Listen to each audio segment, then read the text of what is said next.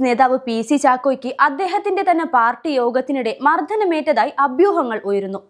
NCPSന്റെ തിരുവനന്തപുരം ജില്ലാ കമ്മിറ്റി യോഗത്തിലായിരുന്നു കയ്യാങ്കളി. സംസ്ഥാന അധ്യക്ഷൻ PC ചാക്കോയും ഒരു വിഭാഗം നേതാക്കളും തമ്മിൽ കടുത്ത ഏറ്റുമുട്ടലായിരുന്നു. PSC അംഗത്തിന്റെ നിയമനത്തിൽ PC ചാക്കോ കോഴ വാങ്ങിയെന്ന ജില്ലാ കമ്മിറ്റി യോഗത്തിൽ പങ്കെടുത്ത ഒരു വിഭാഗം ആരോപിച്ചിരുന്നു. ഇതിനു പിന്നാലെയാണ് സംഘർഷം തുടങ്ങിയത്. കഴിഞ്ഞ തിങ്കളാഴ്ചയായിരുന്നു PC ചാക്കോയ്ക്ക് സ്വന്തം പാർട്ടി യോഗത്തിനിടയിൽ അടികിട്ടിയത്. പാർട്ടി നോമിനിയെ PSC അംഗമാക്കിയ ഇടപാടിൽ അഴിമതി നടന്നുവെന്ന ആരോപണം ഇതാദ്യമായി PC ചാക്കോ ഇതേ യോഗത്തിൽ സ്ഥിരീകരിക്കുകയും ചെയ്തിരുന്നു. വിമർശനമുയർത്തിയവരിൽ പ്രധാനിയായി ജില്ലാ പ്രസിഡന്റിനെ ചുമതലയിൽ നിന്ന് നീക്കിക്കൊണ്ട് യോഗശേഷം വാർത്താക്കുറിപ്പ് ഇറക്കുകയും ചെയ്തിരുന്നു. VR രമ്യയുടെ നിയമനത്തിന് പാർട്ടി ബ്ലോക്ക് പ്രസിഡന്റ് കൂടിയായ അവരുടെ പിതാവിൽ നിന്ന് കോഴ വാങ്ങിയത് തന്റെ സഹായിയായിരുന്ന ബിജു ആബേൽ ജേക്കബാണ്. ഇത് അറിഞ്ഞതോടെ ബിജുവിനെ പാർട്ടിയിൽ നിന്നും പുറത്താക്കിയെന്നാണ് ചാക്കോ വിശദീകരിച്ചത്. വനം മന്ത്രിയുടെ പേഴ്സണൽ സ്റ്റാഫ് അംഗം കൂടിയായിരുന്നു ബിജു.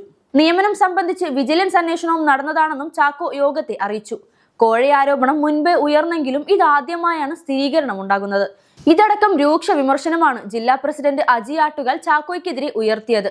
പാർട്ടിയുടെ മന്ത്രിയെ മാറ്റുന്ന വിഷയം പൊതുമധ്യത്തിൽ ചർച്ചയാക്കി പാർട്ടിക്ക് അവമതിപ്പ് ഉണ്ടാക്കിയെന്നും യോഗത്തിൽ വിമർശനമുയർന്നു. പാർട്ടിയിൽ നടക്കുന്നത് ചാക്കോയുടെ ഏകാധിപത്യമാണെന്നതടക്കം വിമർശനം പലരും ഉന്നയിക്കാൻ തുടങ്ങിയതോടെ സംസ്ഥാന പ്രസിഡന്റ് യോഗത്തിൽ നിന്ന് പുറത്തുപോയി. ദീർഘകാലത്തോളം കോൺഗ്രസ് പാർട്ടിയിൽ വിവിധ പദവികൾ അലങ്കരിച്ച ചാക്കോ പിന്നീട് NCPയിലേക്ക് എത്തുകയായിരുന്നു. ദേശീയതലത്തിൽ പാർട്ടി രണ്ടായി വിഭജിക്കപ്പെട്ടപ്പോൾ ശരത് പവാറിനൊപ്പം ചാക്കോ നിലയുറപ്പിക്കുകയായിരുന്നു.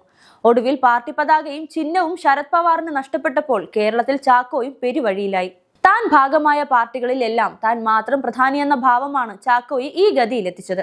രാഷ്ട്രീയ വിശ്രമം കൊള്ളേണ്ട കാലത്തും അധികാരത്തിന്റെ അപകർഷണത്തിന് വേണ്ടിയുള്ള ചാക്കോയുടെ പരിശ്രമങ്ങൾ കേരള രാഷ്ട്രീയത്തിൽ അദ്ദേഹത്തെ ഒടുവിൽ ഒന്നുമല്ലാതെ ആക്കിയിരിക്കുകയാണ്. മന്ത്രിമാറ്റ നീക്കങ്ങൾ പാളിയത് ചാക്കോയ്ക്ക് കനത്ത തിരിച്ചടിയായി മാറിയതും നാം കണ്ടതാണ്. പാർട്ടിയും ഭരണവും തന്റെ കുടക്കീഴിലാക്കാനുള്ള ചാക്കോയുടെ തന്ത്രങ്ങളാണ് നിലം പരിശായത്.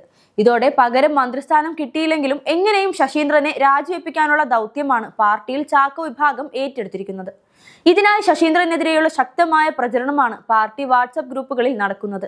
മന്ത്രി AK ശശീന്ദ്രനെ കസേരയിൽ നിന്നിറക്കി പാർട്ടിയിൽ മൂലക്കിരുത്താനുള്ള എല്ലാ തന്ത്രങ്ങളും മെനഞ്ഞായിരുന്നു ചാക്കോ മന്ത്രിമാറ്റം ആവശ്യവുമായി മുഖ്യമന്ത്രി പിണറായി വിജയന്റെ മുന്നിലെത്തിയത്. എന്നാൽ അവിടെ നിന്ന് അപ്രതീക്ഷിതമായ കനത്ത പ്രഹരമാണ് ഏൽക്കേണ്ടി വന്നത്. മന്ത്രിയാവാൻ ഉറപ്പിച്ച് ഇറങ്ങിത്തിരിഞ്ഞ തോമസ് കെ തോമസ് MLAക്ക് നാണക്കേടോടെ തിരിച്ചിറങ്ങി പോരേണ്ടി വന്നു. ശശീന്ദ്രനെ മന്ത്രിസ്ഥാനത്ത് നിന്ന് ഇറക്കാൻ ചാക്കോ ദേശീയ തലത്തിൽ എല്ലാ ഒരുക്കങ്ങളും പൂർത്തിയാക്കി വെച്ചിരുന്നു. ദേശീയ അധ്യക്ഷൻ ശരത് പവാറും മകൾ സുപ്രിയ സുലെയും AK ശശീന്ദ്രനോട് മന്ത്രിസ്ഥാനത്ത് നിന്ന് ഒഴിഞ്ഞ് തോമസ് കെ തോമസിന് അവസരമൊരുക്കണമെന്ന് ആവശ്യപ്പെട്ടിരുന്നു. മന്ത്രിസ്ഥാനത്ത് നിന്ന് മാറാൻ ഒരുക്കമാണെന്ന് പറഞ്ഞപ്പോഴും അതിന് ഒരുക്കമല്ലെന്ന ശരീരഭാഷയോടെയായിരുന്നു ശശീന്ദ്രന്റെ പ്രസ്താവനകൾ നടത്തിക്കൊണ്ടിരുന്നത്.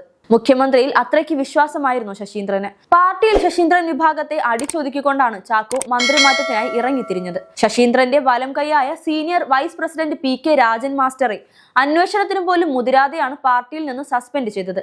തൊട്ടു പിന്നാലെ രണ്ടാം നിരയിലെ 6 നേതാക്കൾക്കെതിരെ കൂടി നടപടിക്കായി നോട്ടീസ് നൽകുകയും ചെയ്തിരുന്നു. ശശീന്ദ്രൻ വിഭാഗത്തിലെ പ്രധാനികളെ ഒതുക്കിയതിന്റെ ആത്മവിശ്വാസത്തിലാണ് മന്ത്രിമാറ്റത്തിനായി ചാക്കോ ആവേശത്തോടെ ഇറങ്ങിയത്. ദേശീയ നേതൃത്വം ഒപ്പമുള്ളതിനാൽ മുഖ്യമന്ത്രി മന്ത്രിമാറ്റത്തെ അനുകൂലിക്കുമെന്നും ചാക്കോ കരുതി. എന്നാൽ അപ്രതീക്ഷിതമായി വലിയ തിരിച്ചടിയാണ് ചാക്കോയ്ക്ക് നേരിടേണ്ടി വന്നത്.